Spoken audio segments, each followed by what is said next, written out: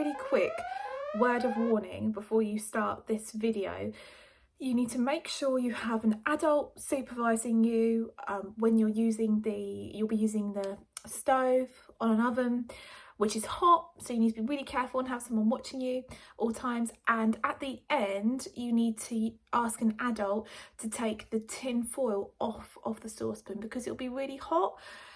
You have to make sure the saucepan is cooled down because the steam from underneath the tin foil lid that you're going to create will be really, really hot, and I don't want any of you burning yourselves.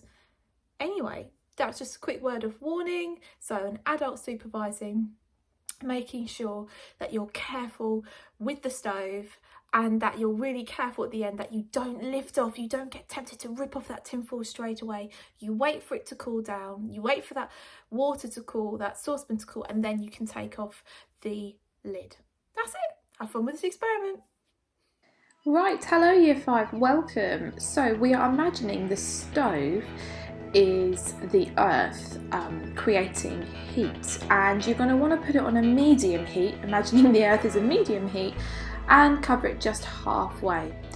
Then I grabbed some foil and I placed it on top, curling it over the edges, making sure that the foil wasn't touching the bottom of the stove so it didn't catch. And then I just used my scissors to create an insertion at the top. Okay, so you're imagining that the foil is the earth's surface and that tiny hole is where all of the pressure from the heat is trying to escape from.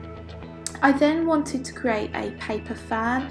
Basically, I know you guys won't have pins at home to create a windmill. A windmill would probably be the best thing, but I know you'd struggle with that. So I grabbed a paintbrush, or you can use a pen, and I just created paper that I left a piece at the top, 1 inch free, and I cut little fringes and layered it to create a fringe effect. I noticed something in the corner and I realised it was Mr. Shelley. He decided to come along and have a little look. Sneaky, sneaky, dangerous work for him.